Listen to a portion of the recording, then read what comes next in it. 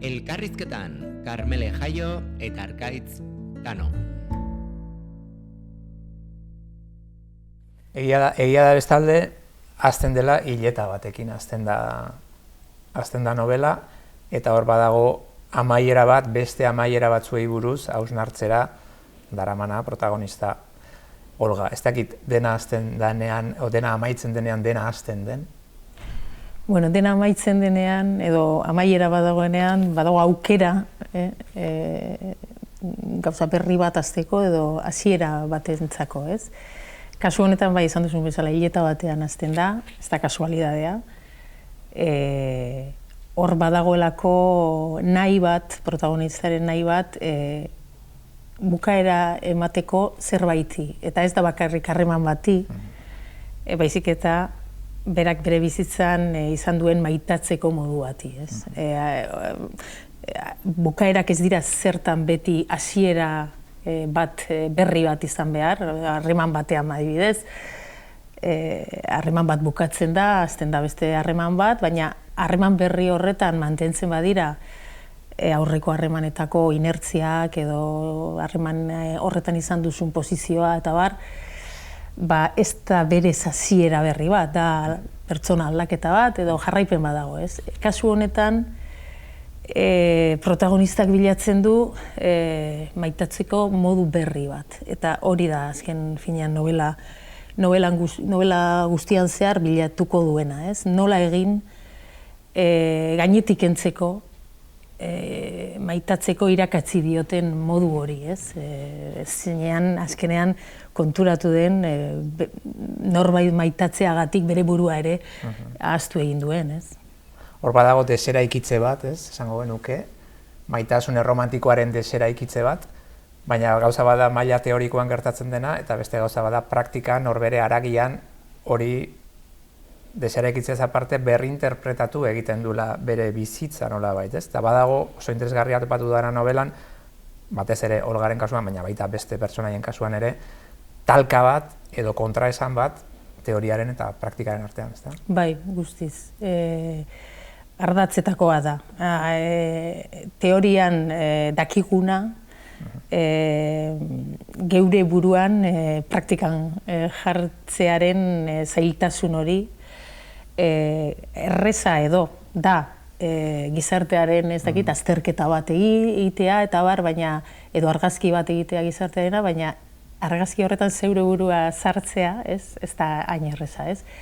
Eta kasu honetan maitasunaren gaiarekin oraindik zailago iruditzen zait, batetik gertatzen delako oso eremu intimoan.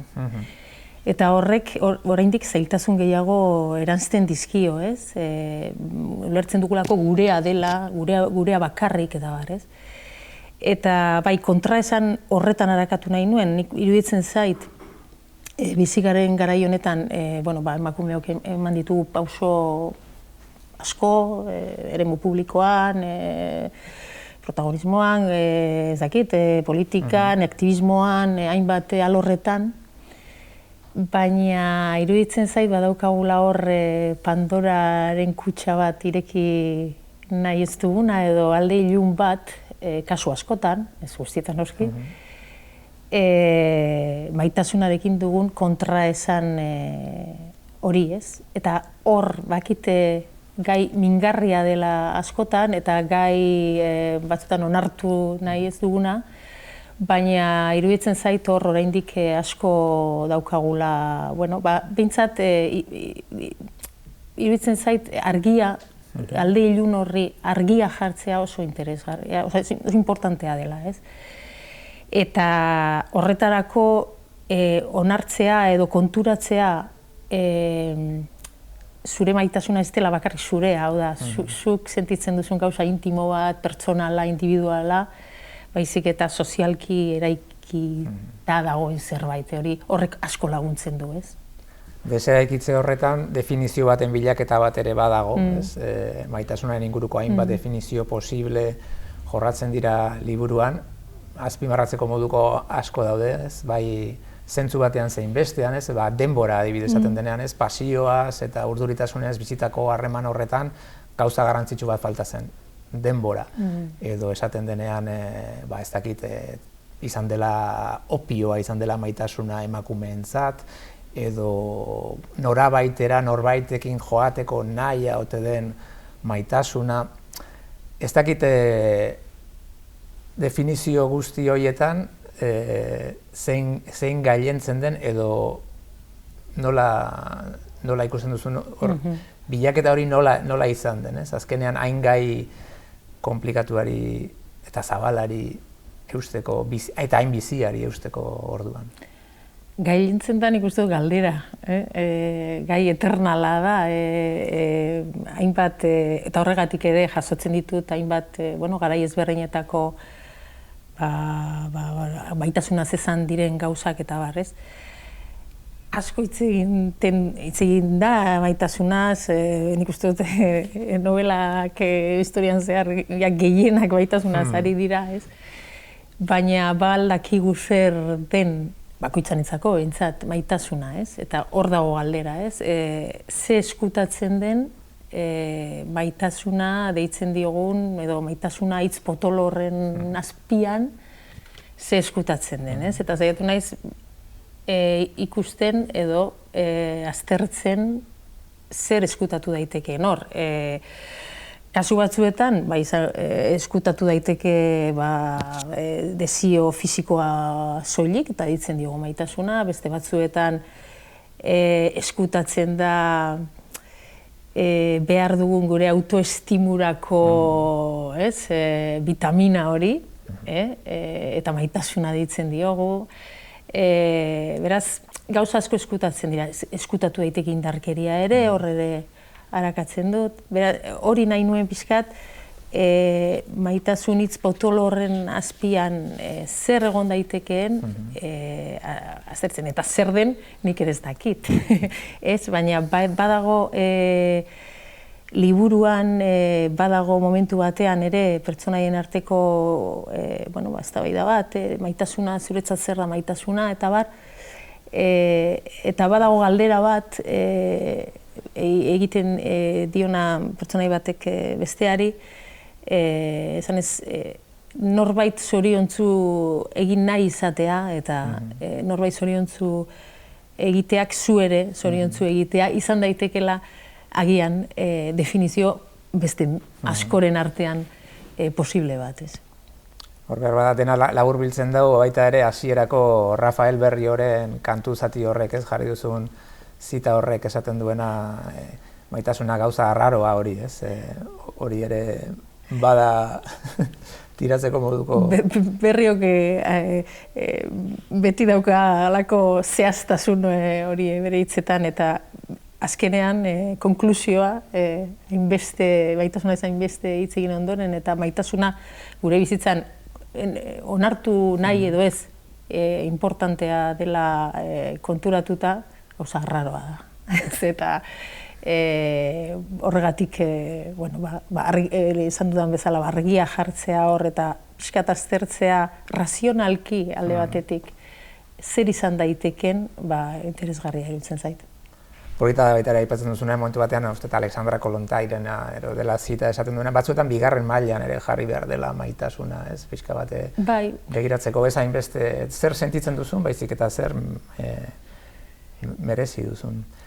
Berak gainera esatik bigarren mailan batez ere emakumei buruz ari denean, hau da, zergatik emakumei erakutsi zaigulako, eman zaio zentralidade bat gure bizitzan maitasunari, txikitatik ikasi dugu hori, ez?